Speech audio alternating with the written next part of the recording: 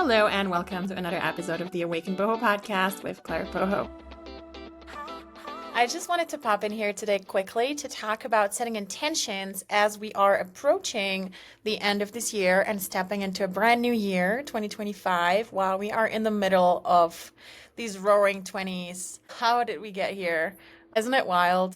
So I don't really set New Year's resolutions. I used to do that, but I don't set New Year's resolutions anymore. Instead, I just set intentions. And I want to explain what the difference is, what a difference is for me anyways, and why I find it more efficient or more sort of supportive for myself, my process, and my nervous system to set intentions rather than set New Year's resolutions. I would say personally, New Year's resolutions feel a little bit forceful to me. I think the last time I set New Year's resolutions, it was in 2020, just before COVID started. And I know I wrote this like very, very long list. It was a to-do list, right? Like, I want to do this. I want to achieve this. I want to achieve this and that. And it's very ambitious. I'm not saying that it's bad to be ambitious, but rereading it back, I still have it written down somewhere in an old journal of mine. Yeah, like it was a lot. And it was a lot of doing. And quite frankly, it can put a lot of pressure on us. And so that's why people set New Year's resolutions and they want to, start going to the gym and they start going every day. But after 2 weeks, they're exhausted and they feel like shit. And then they stop going because they're like, I can't keep up with this, right? Because it's like a very active plan and it all depends on your doing. And then if you don't keep doing, you fail, quote unquote, you fail. And then you feel like shit because you feel like you failed, you didn't keep it up. And then for the rest of the year, you don't pick it up again because you just feel like shit. You feel like you failed already in the first 2 weeks. Whereas if you set intentions, at least that's been the process for me for the past 2 or 3 years, I've been setting New Year's intentions. And setting intentions is not just something that I work with for the new year. It's something that I work with pretty much every day. Yeah, it's beautiful to be intentional about our days, to be intentional about the relationships we have in life, how we show up in the world, how we show up in our business, in our job, how we, you're about to have a conversation with somebody, and what's your intention for that conversation? And it's not necessarily like, oh, I want to get this and this and that, but like, what's your intention? Why are you having this conversation? Or how would you want it to go? How would you want it to feel? What would you want the outcome be? But I think the main thing with intentions is that it doesn't have to be like this very concrete outcome. It can just be a feeling or a state of mind, an emotional state, or it can just be a keyword such as peace or love or harmony or understanding. And I find that setting intentions in that way is much less forceful. And mainly, it doesn't put all this pressure on you of like, I need to figure out how to do this, or like, I need to, stick to this plan and then achieve this goal. It's a little different, right? And so for me, for example, in 2023, my intention was just one word, and the word was pleasure. And the reasoning behind it was I realized how many of us live this life in a way where we're constantly working and grinding and trying to achieve results and like work harder and like, no, like I should not go to this event, or I should not, stay up late because tomorrow I need to be productive, even though there's something beautiful going on. Oh, I should not spend money because it's not good. Like constantly just being productive and efficient and being the good, smart, frugal citizen or whatever. Like it's not good to do this. And like we don't engage in pleasure because we think we should be frugal and minimalistic and just work hard. And we act almost as if pleasure was something bad, but it's really not. When we're in our pleasure, we're happy, we're joyful, we're resourced, we're generous, we're more likely to give and to take care of others and to spread the joy. So really, we should all just pursue our pleasure, because when you're unhappy and tired and grumpy and broke and under-resourced, or when you're, oh my God, there's a hummingbird, welcome to Colombia. Because when you're unhappy and tired and just overworked and grumpy and just like trying to be rational about what you should be doing, you're not any good to the world. Nobody wants to be around you. Nobody wants to like be around that energy. Like you're not gifting to the world. Nobody, like, what the fuck? Like, don't do it. Don't show up that way, right? So follow your pleasure. And, I'm talking to you, I'm talking to myself, like that was my discovery back in the end of 2022. I was like, I want to focus on my pleasure because I deserve it. And that's what I'm here for. And I want to explore that. And that's going to be my gift to the world. And the first week, I was like, oh, yeah. Or maybe even just like the first 3 days, I was like, this is awesome. Like, I'm so much in my vibe and I love life and I'm going to spread this pleasure. And then, like, I kid you not, like, I think it was the third day of 2023, shit went down and I was so miserable. And like I was so unhappy, and I was like in a job that I didn't like, and I had to move out from my house because I was so unhappy there. And then I moved to this other accommodation, and it was totally shit. And I was just like so miserable for like months. I was really unwell, and I was really not in my pleasure. And I completely, completely, completely forgot about that intention that I had. And lo and behold, it's October 2023 and I'm traveling to Colombia for the first time. Well, I mean, it was the only time I came to Colombia, and then I just stayed pretty much, which I never planned, but that's a whole different story, which you may have already heard. So I come to Colombia to do 5 days of ayahuasca plant medicine, where I journey really deep. And one of my main intentions, again, intentions, when you journey with any medicine, you want to get some answers, you always want to have intention, right? So my intention was to get answers around what is my purpose in this lifetime and what is the best way for me to act on it right now in this point in time. And what I got was your soul life purpose is to follow your freedom and your joy and your pleasure. And then by extension, you're going to teach others how to follow their freedom and joy and their pleasure and step into that. That's it. That's your only purpose. Follow your pleasure. And I was like, okay. And then only like weeks later in like November or December, I realized like, wait, oh my God, because I completely forgot about this intention I set for myself. So I realized like, oh my God, it was my intention for this year to step into my pleasure. And then after the first 3 days of the year, I completely forgot about it. Oh my God, this hummingbird keeps coming. It's so cute. Oh, sorry, it's so cute.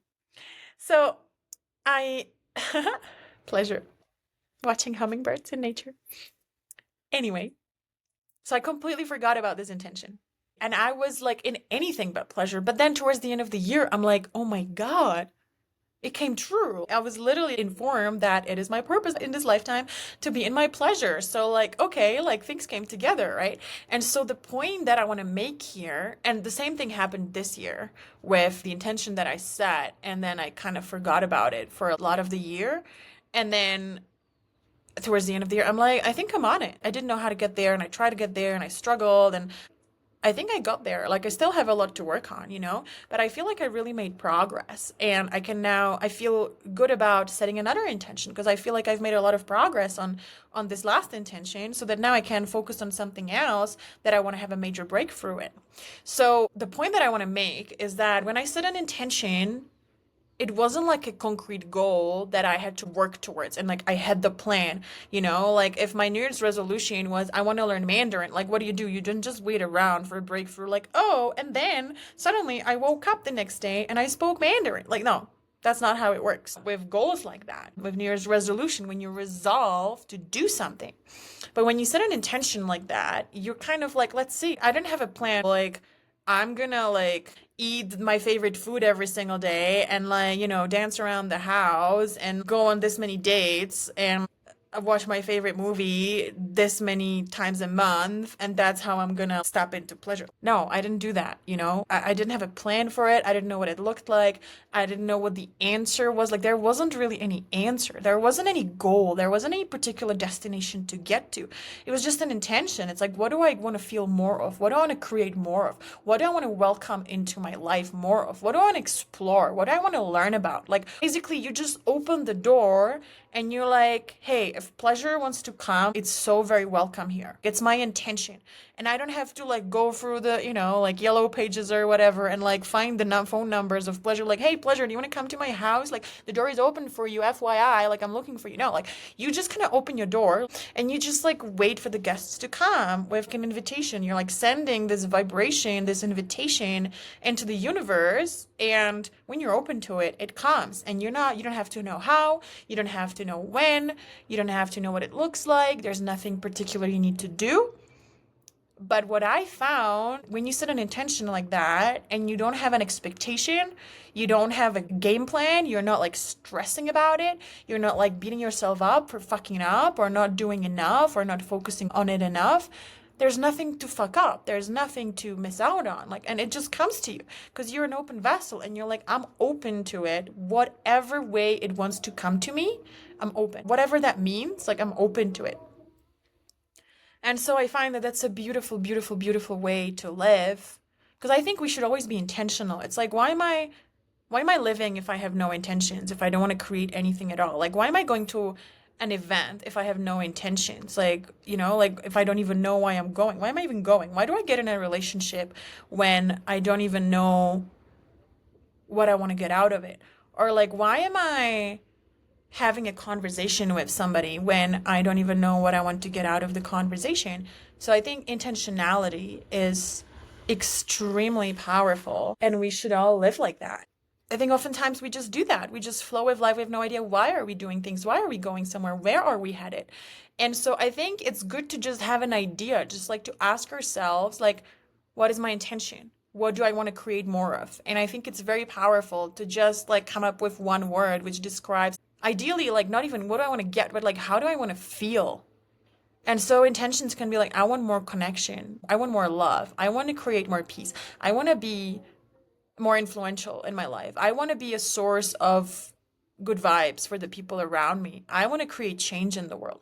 I want to, I don't know, become more educated or I want to be more well rested, or I want to be more healthy, or I want to move my body more. And you don't have to have a concrete plan, but then, when you're stuck trying to make a decision or thinking about your life throughout the year or throughout the day, if we're just talking about setting an intention for a day, you can be like, oh, like, wait, this was my intention. So if I were to choose that, what would I choose in this particular moment? Like, let's say if my intention for the year is pleasure, and then on a particular day or a given moment in the year, I'm like choosing, oh, do I take this job or do I do this? Or like, oh, do I go to this party or like travel to see my friends to the other side of the world, which is going to cost me money?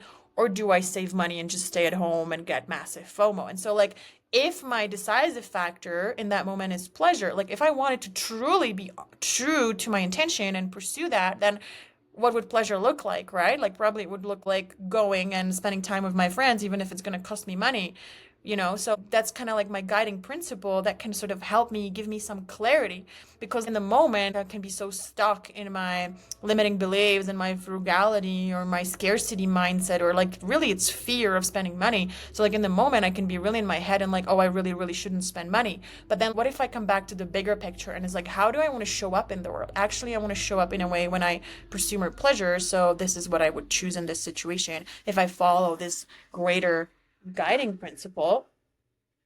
So my invitation is really to just ask yourself, what do I want to create in my life, or what do I want to create more of? What do I want to invite into my life?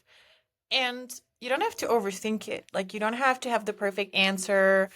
You don't have to have a plan. I think that's really the best thing about this. Like you don't have to have an action plan. You don't have to know what you have to do, how you have to behave. You just sort of set a loose intention. You just like, I would like to show up more like this. I would like to feel more like this. I would like people around me to feel more like this. And then you have a whole year to just explore what that looks like, what it means.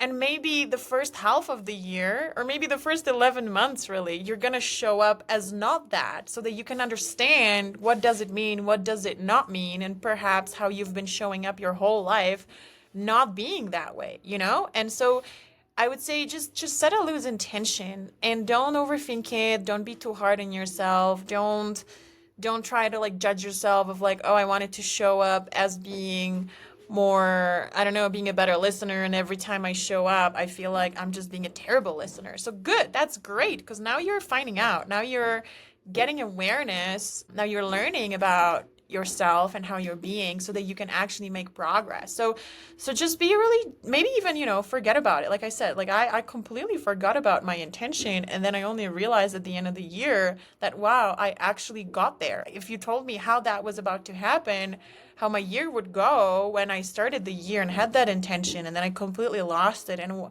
I was living in anything but that state of being that I chose. If you told me that, at the end of the year, I would look back and have this realization like, wow, it looked like not the intention for most of the year. And then I got there at the end of the year, the way I got there, like, would be like, what? Like, I could have never imagined that, planned that. But I think that's really the power of just, again, setting an intention, not trying to figure out how, not trying to force yourself into being in a particular way, and not being attached. I think that's really the main point. When you create a goal and you think you know what it should look like, then you're attached because you think I need to do this and this and that, and I need to get this result and that result by that time and at this point. And if you don't get these exact results by a certain point in time, or, a certain action doesn't give you a certain result, then you tend to feel disappointment because you're attached to it looking a certain way. And you think you're failing, but really that doesn't mean that you're failing. So just not having attachment to any of this, just sort of letting yourself be surprised. That's pretty much what it is. Yeah. So my invitation would be to just come up with one word, and it can be an emotion. It can be, I think really the most powerful thing we can choose is, how do I want to feel?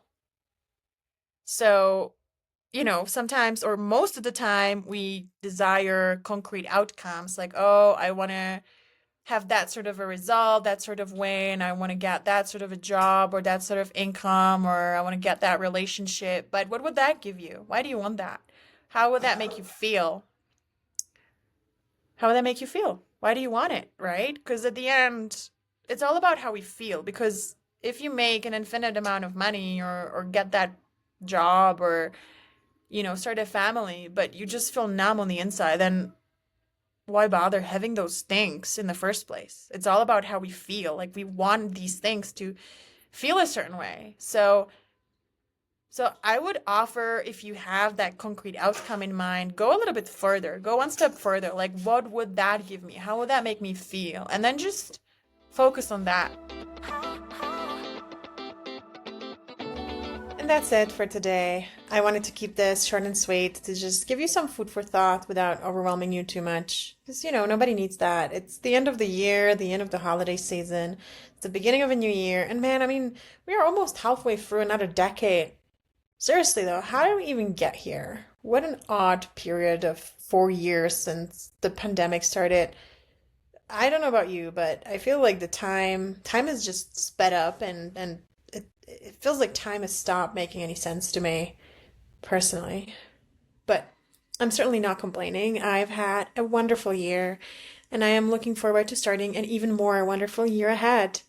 And I wish you all the same. I wish you a spectacular year where all your plans and dreams come true, or at least start coming together, right? Because there's also fun to be had in watching our dreams to come true.